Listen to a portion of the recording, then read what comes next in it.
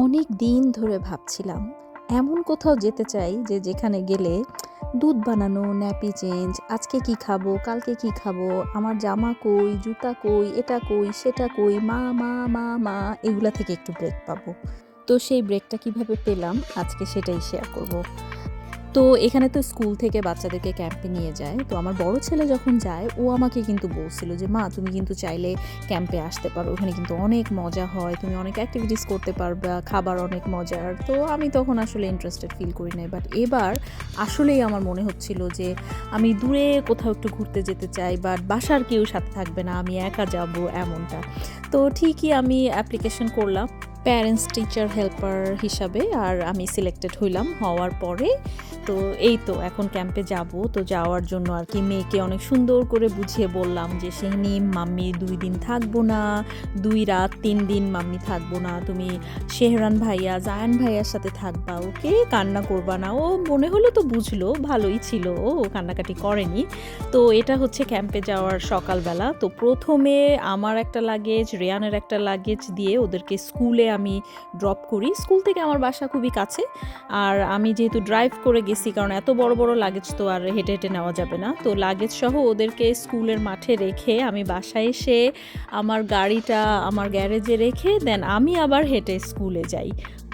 খুবই ভালো লাগতেছিল। সকালবেলা অনেক সুন্দর একটা সকাল ছিল।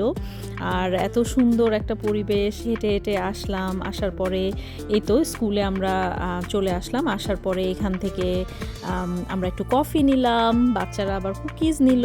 তো আমরা খাওয়া দাওয়া করতেছি, আর আমি জায়ানকে বুঝায় বলতেছি যে, "জায়ান তুমি কিন্তু কথা শুনবা বাবার, ভালোভাবে থাকবা, বাসায় দুষ্টামি করবা না।"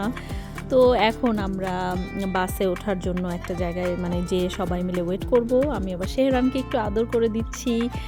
বাচ্চারা বড় হয়ে গেলে কেমন লজ্জা পায়, এখন আদর করে দিচ্ছি দেখে। তো এই তো বাসে উঠে গেলাম। বাসে উঠে যাওয়ার পরে আকাশটা দেখছিলাম। আর মানে এতদিন মানে 2013-তে হচ্ছে আমার ফার্স্ট বেবি হয়। তো 2013 থেকে 2025 পর্যন্ত সবসময় বেবিদের সাথে তো হঠাৎ করে খুবই মানে কেমন জানি খুবই খারাপ লাগছিল। মনে হচ্ছিল যে আমি একা কোথাও যেতে চাই, একা একটু চুপচাপ বসতে চাই, যেটাই হোক একা কিছু করতে চাই। তো এই তো জঙ্গলে এসে খুবই ভালো লাগছে। তো এটা হচ্ছে ক্যাম্পের এন্ট্রান্সটা। তো এটা হচ্ছে ওয়াসিস ক্যাম্প বলে। আর এখানে আসছি এই যে এই হারনেসগুলা বাচ্চাদেরকে পরানো, হারনেসগুলা খোলা, এই তো আর বাচ্চারা বিভিন্ন অ্যাক্টিভিটিস, এখানে এক জায়গা থেকে আরেক জায়গায় ঝুলে যাওয়া, ব্যালেন্স করে হাঁটা, অনেক মজার অ্যাক্টিভিটিস। আর তার চেয়ে সবচেয়ে ভালো লাগছিল যে এত সুন্দর ছিল পরিবেশটা, মানে চারিদিকে জঙ্গল, সুন্দর পাখির ডাক, মানে খুবই ভালো লাগতেছিল। তো এই তো জায়গাটা আর কি আমি ঘুরে একটু ভিডিও করছিলাম। আর নিজের ভিডিও নিজে এভাবে সেলফি দিয়ে করা খুবই কঠিন, তারপরেও যতটুকু পারছি একটু ভিডিও নিচ্ছিলাম। আর জায়গাটা যত বড়, যত সুন্দর, এত ইন ডিটেলে আসলে ভিডিও করাও অনেক টাফ। তো এই তো আমার ছেলে রেয়ান, ও এটা একটা অ্যাক্টিভিটিস যে কে কোন দিকে কীভাবে ব্যালেন্স করতে পারে, 2টা গ্রুপ এটার উপরে দাঁড়ায় হচ্ছে ব্যালেন্স করে। তো এই তো আমরা একটু অ্যাক্টিভিটিস ফার্স্টেই এসে একটা অ্যাক্টিভিটিস শেষ। এখন এটা ছিল যেদিন আমরা প্রথম দিন যাই, প্রথম দিন অ্যাক্টিভিটিস শেষ। এখন হচ্ছে একটু বিকালের নাস্তা। তো বিকালের নাস্তাতে মিক্সড ফ্রুটস ছিল। তো আমি আবার সব স্টুডেন্টদেরকে ফ্রুট সার্ভ করলাম। মানে প্যারেন্টস টিচার হেল্পার হিসাবে মানে ক্যাম্পে গেলে হচ্ছে এগুলাই কাজ, বাচ্চাদেরকে ফ্রুটস দেওয়া, বাচ্চাদেরকে টিচার যখন মেডিসিন খাওয়াবে তখন সাথে থাকা, সাইন করা, পেপারসে সাইন করা মেডিসিন যে খাচ্ছে বাচ্চারা। তারপরে এই তো মানে এসে বাচ্চাদের সাথে হাঁটা, দেখা যে সব বাচ্চারা ঠিকমতো আছে কি না। তো এখন হচ্ছে আমি আমার রুমে যাচ্ছি। আমাকে আর কি আলাদা একটা রুম দেওয়া হয়েছে।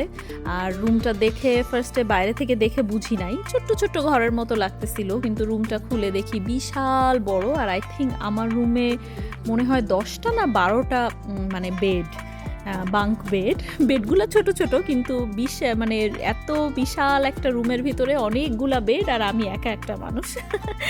তারপরেও একটা ডিফারেন্ট এক্সপিরিয়েন্স, খুবই ভালো লাগছে। এই যে বেডগুলা, এখানে অনেকগুলা বেড, জানালা, আর হচ্ছে অ্যাটাচড বাথরুম, টয়লেট, এবং সবচেয়ে আমার কাছে মানে আমি যাওয়ার আগে ভাবতেছিলাম যে এত ঠান্ডা, তো এত ঠান্ডায় রুমে কি হিটার থাকবে নাকি আমি একটা হিটার ক্যারি করব, বাট ওখানে যে দেখলাম যে রুম হিটার বা এয়ারকন দুইটারই ব্যবস্থা আছে।